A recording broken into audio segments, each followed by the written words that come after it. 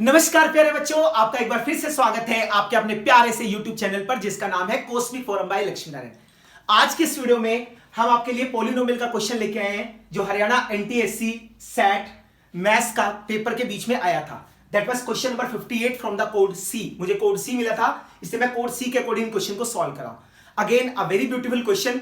देखिए क्वेश्चन में आपसे क्या कहता है, आपसे कहते हैं इफ ए पॉलिनोमियल ax का क्यूब प्लस में bx प्लस में c this is divisible by x square plus का dx प्लस का 1, देन आपको बताना है इन चार ऑप्शन में से कौन सा ऑप्शन जो है वो करेक्ट होगा।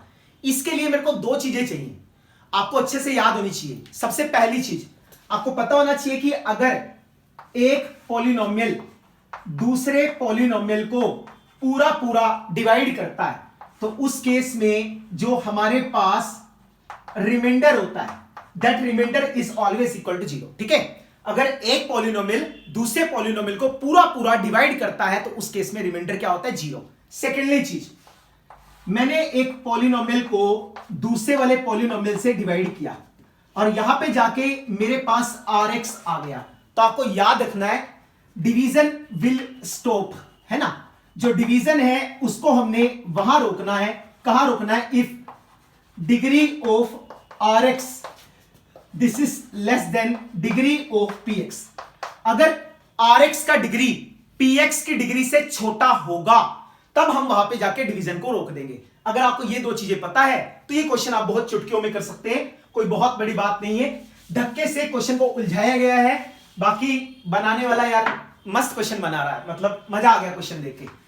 आपसे क्या कहता है, देखो इसको लिखता है एक्स स्क्वायर प्लस में dx और प्लस में 1। हमारे पास है ax का क्यूब प्लस का bx प्लस का c। ठीक है, मैं इसको इससे डिवाइड करना चाहता हूं, तो इसको जब डिवाइड करूंगा तो क्या आएगा, ये x का स्क्वायर है, ये x का क्यूब है, यहां पे a का भी कमी है, तो आपको मालूम है किससे मल्टीप्लाई करना पड़ेगा, ax से। तो जब मैं इसको ax से मल्टीप्लाई करूंगा दिस विल बी ax का क्यूब, ax को dx से मल्टीप्लाई करेंगे तो हमारे पास आएगा adx का स्क्वायर, और ax को 1 से मल्टीप्लाई करेंगे तो हमारे पास क्या आएगा, दिस विल बी ax। ठीक है, फिर हमने क्या किया, सब्ट्रैक्ट करना है, this will B minus, this will B minus and this will B minus. क्या आंसर आएगा, माइनस का adx स्क्वायर।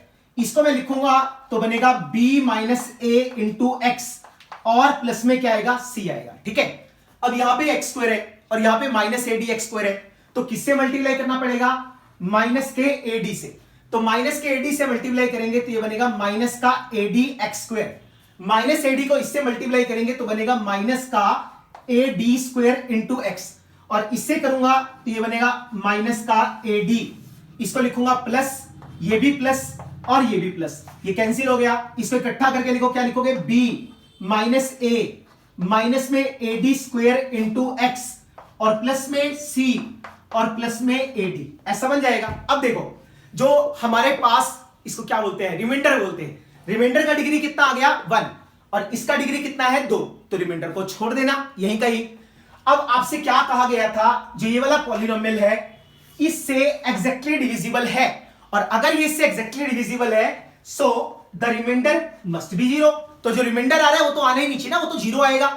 अब आप बोलोगे सर यहां तो x है, तो क्या फर्क पड़ता है, 0x प्लस में 0, 0 सबका साथ है, 0 को किसी से मल्टीप्लाई करो फर्क नहीं पड़ता, तो 0x प्लस c कंपेयर कर लो।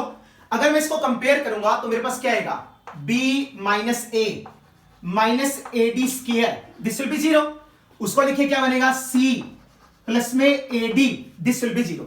अगर मैं अपने ऑप्शंस को ध्यान से घूरूं तो घूरने से मुझे समझ में आता है इन ऑप्शन में कहीं पे भी मुझे d नजर नहीं आ रहा, दिख रहा है क्या, देखो d नहीं है, d नहीं है, d नहीं है, d नहीं है। इस वाला d को एलिमिनेट कर दो, d की वैल्यू यहां से उठा लो, क्या बनेगा, ad minus c, so d will be minus का c बाई a। ठीक है, जो d हमारे पास आएगा माइनस c बाई, इसमें पुट करो क्या बनेगा, b माइनस a माइनस में c by a square, this will B 0। तो ये क्या हो जाएगा, b माइनस a माइनस में a c square by a square, this will B 0। ये इससे कट गया, इसका एलसीएम ले लीजिए, जब इसका एलसीएम लेंगे तो बनेगा ab, ये बनेगा माइनस a स्क्वायर।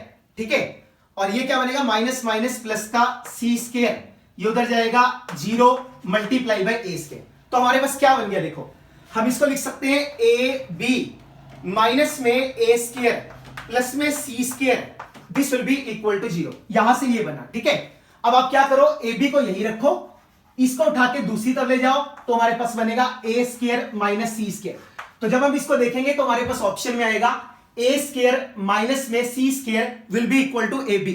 और अगर मैं ऑप्शंस को ध्यान से लिखूंगा तो जो सेकंड वाला बी ऑप्शन है, this is the correct answer for this question, ठीक है। Again a very beautiful question. कई लोगों के तो दिमाग में भी नहीं आया होगा कि हम लोगों को इसको ऐसे सोचना था। यह आपको तभी आएगा जब आपको डिवीजन लेमा अच्छे से आता होगा।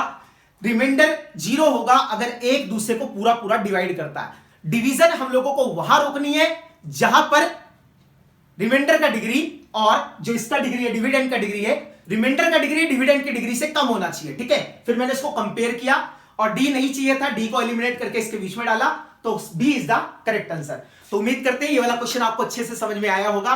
वीडियो अगर पसंद आई हो, सॉल्यूशन अगर अच्छा लगा हो, तो वीडियो को लाइक करना बिल्कुल मत भूलिए।